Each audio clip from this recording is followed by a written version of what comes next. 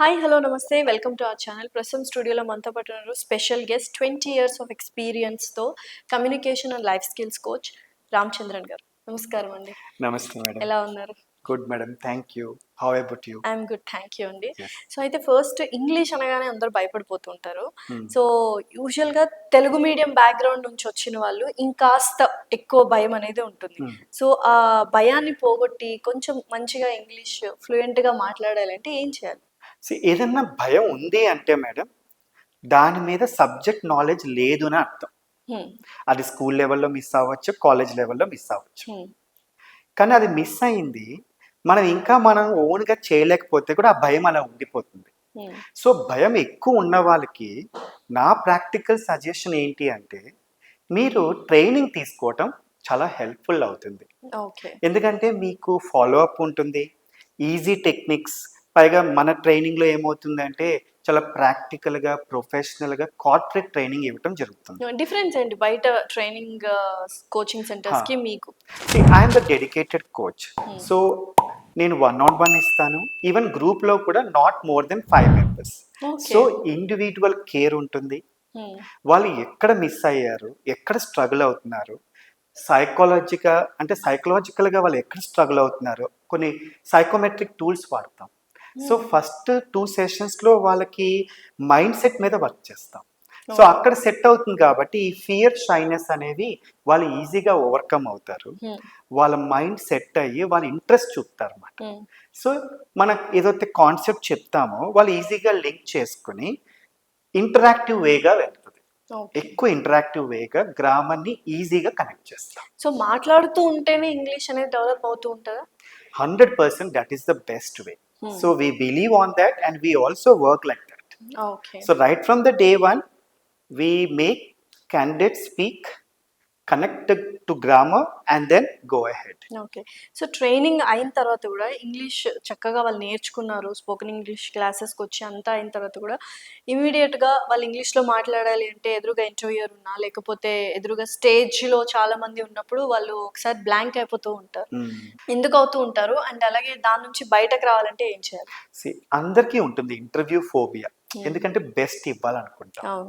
So ఒక రకంగా అది కొంచెం మంచిదే. ఎక్కువ ఉందంటే నర్వస్ అయిపోతాం, ఇంకా ఉన్నదంతా కూడా మనకి మైండ్లో అంతా బ్లాంక్ అవుట్ అయిపోతాం, ఇంకేం మాట్లాడలేము. సో అలాంటప్పుడు ఈజీగా ఏంటి అంటే ప్రిపరేషన్. సో అది ప్రెజెంటేషన్ ఇచ్చేటప్పుడు కావచ్చు, లేకపోతే ఇంటర్వ్యూ ఫేస్ చేసే ముందు కావచ్చు, ఎప్పుడైనా సరే ఒక 3-4 రౌండ్ ఆఫ్ ఇంటర్వ్యూస్ అంటే రిహార్సల్స్ చేసుకోవాలి. అంటే మనం ముందుగానే ఒక 3 to 4 రౌండ్స్ రిహార్సల్స్ చేసుకోవాలి ఇంట్లోనే. అంటే in front of the mirror or మనంగా కూర్చొని ప్రాక్టీస్ చేసుకోవాలి. ఆ ప్రాక్టీస్ చేసినప్పుడు అక్కడ స్టక్ అవటం అనేది ఉండదు. ఒకవేళ స్టక్ అయినా సరే వెంటనే పాజ్ అయ్యి కొంచెం బ్రేక్ తీసుకుని నెక్స్ట్ ఏది మాట్లాడాలి అనేది కూడా ఒకటి ముందుగా అనుకోవాలి. ఎప్పుడైనా ఏమైనా మిస్ అయితే కొంచెం బ్రేక్ తీసుకుని నెక్స్ట్కి కంటిన్యూ అవ్వాలి అనేది మనం ప్రాక్టీస్ చేసుకోవాలి. సో సింపుల్ టెక్నిక్ ఏంటి అంటే ప్రాక్టీస్. అండ్ నెక్స్ట్ ఇంకోటి, ఎక్కడైనా బ్లాంక్ అయితే నెక్స్ట్ ఎక్కువసేపు అవ్వకుండా కంటిన్యూ చేసేయాలి. That's the best way. Okay. అయితే ఇప్పుడు చాలా మంది యాక్సెంట్ గురించి మాట్లాడుకున్నట్లయితే వాట్ ఈజ్ యువర్ నేమ్ అనేది మనం ఇండియన్స్ రెగ్యులర్ గా అంటున్నాం. వాట్స్ యువర్ నేమ్ అని అమెరికన్ కానీ బ్రిటిష్ కానీ డిఫరెంట్ కైండ్ ఆఫ్ యాక్సెంట్స్ ఉంటాయి. మన వాళ్ళు ఇండియన్స్ ఎస్పెషల్ దాన్ని స్టైల్ గా తీసుకుంటారు. సో డిఫరెంట్ యాక్సెంట్ లో మాట్లాడాలి అనుకుంటారు. అది ఎంతవరకు ఇంపాక్ట్ చూపిస్తుంది? అలా డిఫరెంట్ గా మాట్లాడితేనే మనకి ఏమైనా ఇంకా నెక్స్ట్ ఆపర్చునిటీస్ అనేవి ఉంటాయి, లేకపోతే రెగ్యులర్ మన ఇండియన్ లాంగ్వేజ్ మాట్లాడుకుంటే అయిపోతుంది కదా? ఇప్పుడు ఇంగ్లీష్ లో కూడా మనకి అమెరికన్ ఇంగ్లీష్, బ్రిటన్ ఇంగ్లీష్ ఎలా ఉందో ఇండియన్ ఇంగ్లీష్ కూడా ఉంది. అవునా? ఎస్. ఓకే. యాక్సెంట్ ద్వారా, యాక్సెంట్ పరంగా మనం ఆలోచిస్తే ఇప్పుడు సింపుల్ గా చెప్పుకోవాలంటే యు కమ్, యు గో, అది Indian English. So do you come, did you come, okay, ఇది standard English, right? So accent పరంగా మనం ఆలోచిస్తే ఈ యాక్సెంట్ అనేది న్యూట్రల్ గా ఉంచుకోవాలి. ఓకే. మరీ మనకి మదర్ టంగ్ ఇన్ఫ్లుయెన్స్ టచ్ అవ్వకూడదు, మరీ హైఫైకి వెళ్ళక్కర్లేదు, న్యూట్రల్గా ఉండాలి. సింపుల్ ఎగ్జాంపుల్, ఇప్పుడు కమ్, గో, లాస్ట్లో డ్రాగింగ్ ఏదైతే ఉంది అది చూడండి, అక్కర్లా. అది కట్ చేయాలి. Okay. Come, go, do, we went, did you come, what's happening. Okay, so ఆ డ్రాగింగ్ లాస్ట్లో మనం కట్ చేస్తాం చూడండి, ఆ లాగింగ్ కానీ ఆ డ్రాగింగ్ కానీ, అది మనకి న్యూట్రల్ యాక్సెంట్ ఇస్తుంది. అది ఉంటే సరిపోతుంది. కానీ చాలా మందికి మిస్కన్సెప్షన్ ఏంటి అంటే, ఇప్పుడు యూఎస్ క్లయింట్తో మనం అంత హైఫై ఆ యాక్సెంటే వాడాలి అని అక్కర్లేదు. మన వాయిస్లో క్లారిటీ ఉండాలి, మనం పలికే వర్డ్స్ క్లియర్గా ఉండాలి, కంటెంట్ కరెక్ట్గా ఉండాలి. Okay. అది చెక్ చేసుకుని మనం ఏదైతే అనుకున్నాం చూడండి, ఇది వర్క్ చేస్తే చాలు. ఓకే. సో అయితే స్టూడెంట్స్ టైం పీరియడ్, స్టూడెంట్స్ ఫేజ్లో ఉన్నప్పుడు ఒక ఇంగ్లీషు, తర్వాత కాలేజ్లో ఒక ఇంగ్లీషు, కార్పొరేట్ స్టైల్లో ఒక ఇంగ్లీష్ అనేది డిఫరెన్స్ ఉంటుందా? మనము అది క్యారీ ఓవర్ చేయాలంటారా?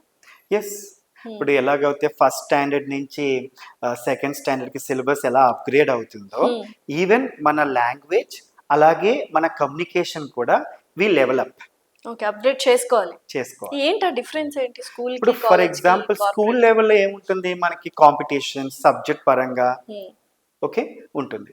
అదే కాలేజ్కి వచ్చేసరికి ప్రెజెంటేషన్ ఇవ్వటం, గ్రూప్ డిస్కషన్ చేయటం, ఒక ఈవెంట్ని ఆర్గనైజ్ చేయటం. కార్పొరేట్ లెవెల్కి వచ్చేసరికి టీమ్ని ఎలా మనం హ్యాండిల్ చేయాలి, ఓకే, అండ్ ఒక ఈవెంట్ ఆర్గనైజ్ ఎలా చేసుకోవాలి, ఫ్లోర్ యాక్టివిటీస్ ఎలా ఉండాలి, క్లయింట్ ఇంటరాక్షన్ ఎలా ఉండాలి, ఈమెయిల్ రైటింగ్ ఎలా ఉండాలి, ప్రొఫెషనల్ స్కిల్స్, లీడర్షిప్ స్కిల్స్, ఇవన్నీ కూడా మనకి వస్తాయి అన్నమాట. సో ఇవన్నీ డెవలప్ చేసుకోవాలి అంటే మనకి గ్రాడ్యువల్గా అవ్వాలి, ఒకేసారి అవ్వదు.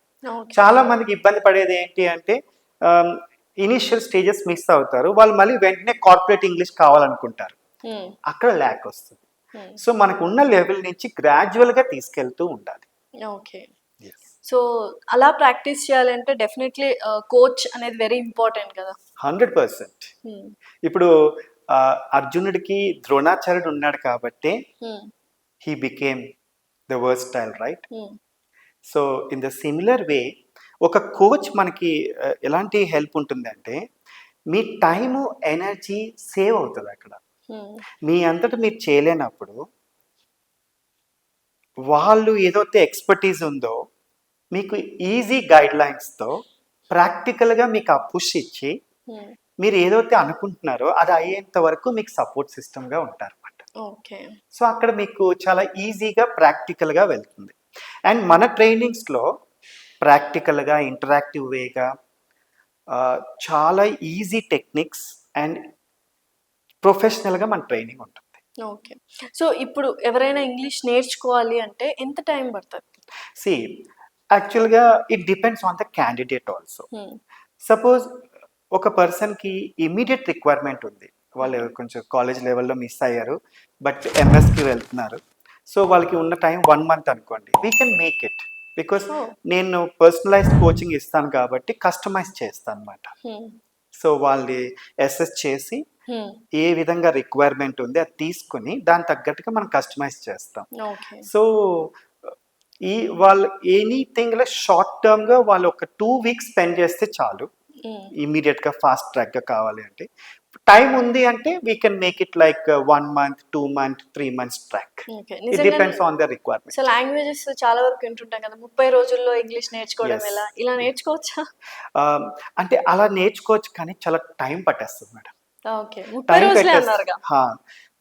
మన ఓన్గా నేర్చుకుంటే, కోచ్ సహాయంతో నేర్చుకుంటే మీకు అక్కడ ఏమవుతుంది, కాన్సెప్ట్గా వెళ్ళి అక్కడ అప్లికేషన్ పార్ట్ ఉంటుంది. ఇప్పుడు నాలెడ్జ్ ఉంది, స్కిల్ రావాలనుకుంటే నాలెడ్జ్ ఏంటి, ఓన్లీ నోయింగ్ మేడం. స్కిల్ ఏంటి, application. So coach will help you to work on that application part. Okay, so the training with the coach will help you a lot. So ఇప్పుడు whole world చాలా వరకు English లోనే communicate చేసుకుంటూ ఉంటాం, but కొన్ని దేశాలు French, China ఇవన్నీ కాకుండా మిగతా అవన్నీ చూసుకున్నట్లయితే ఇంగ్లీష్లో కమ్యూనికేట్ చేసుకుంటాం. ఆ ఇంగ్లీష్ నేర్చుకోవడం అనేది ఎంత ఇంపార్టెంట్ అండ్ ఎంత కాన్ఫిడెన్స్ని బిల్డ్ చేస్తుంది? ఇప్పుడు ఇంగ్లీష్ ఇంపార్టెన్స్ అందరికీ మ్యాక్సిమం రీచ్ అవుట్ అయ్యింది, కానీ ఎగ్జిక్యూషన్లో ఫెయిల్ అవుతున్నారు. ఇప్పుడు మనకి ఒక సేయింగ్ ఉంది, what you speak is not important, how you speak is important. So ఇప్పుడు అందరూ కూడా ఇంచుమించుగా ఇంగ్లీష్ మాట్లాడుతున్నాం, కానీ బెటర్గా, కాన్ఫిడెంట్గా, ఫ్లూయెంట్గా, మళ్ళీ కొంచెం కార్పొరేట్ లెవెల్లో మనం ఇంకా ప్రజెంటేషన్ స్కిల్కి చాలా హైఫైగా మనం ఎలా తీసుకెళ్ళాలనేది మనకున్న ఆ ఒక్క ఇన్డెప్త్ నాలెడ్జ్ మీద ఆధారపడి ఉంటుంది. ఓకే. ఎస్. సో నెక్స్ట్ ఇప్పుడు చాలా మంది ప్రజెంటేషన్స్ కానీ కమ్యూనికేషన్ ఉంటే చాలు, ఎదుటి వ్యక్తికి అర్థమైతే చాలు ఇంగ్లీష్ అంటారు. గ్రామటికల్గా అంత కరెక్ట్గా మాట్లాడకపోయినా ఓకే అంటారు. మీరేమంటారు?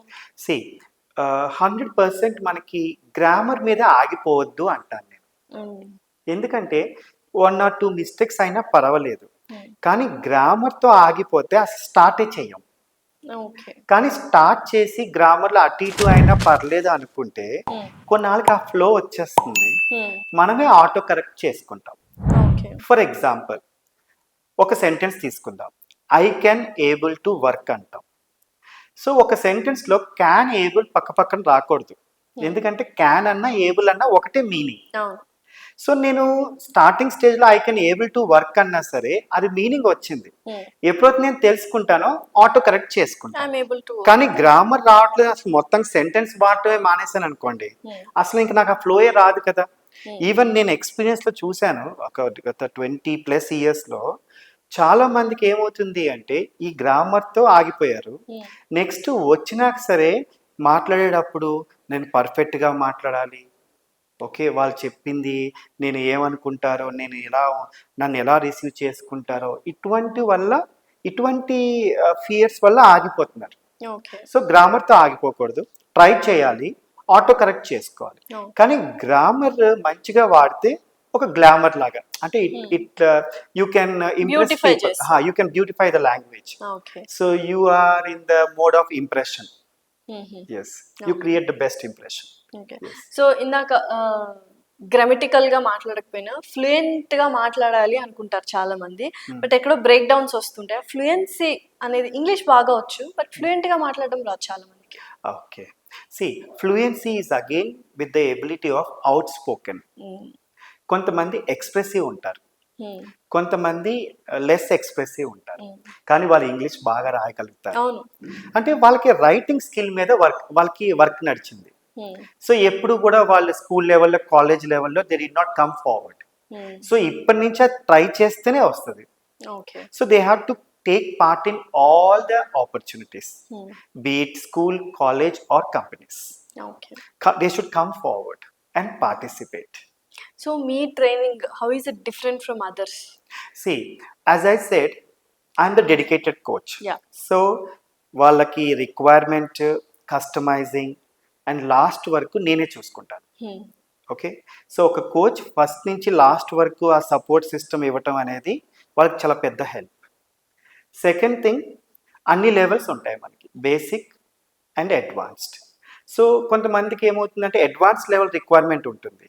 సో వాళ్ళు అడ్వాన్స్ లెవెల్ తీసుకున్నా సరే బేసిక్లో ఎక్కడో స్టక్ అవుతారు, అది మేము బోనస్గా ఇచ్చేస్తాం, ఎందుకంటే అది బ్రిడ్జ్ అవ్వాలి అక్కడ, లేకపోతే ఇక్కడ వీళ్ళు ఫిల్అప్ చేసుకోలేరు. నెక్స్ట్ కొంతమంది కార్పొరేట్ కమ్యూనికేషన్ కావాల్సి వస్తుంది, సో అది మేము అసెస్ చేసి అదే ట్రైనింగ్ ఇస్తాం. So we have online and offline facilities also. Okay, thank you so much అండి. Thank you.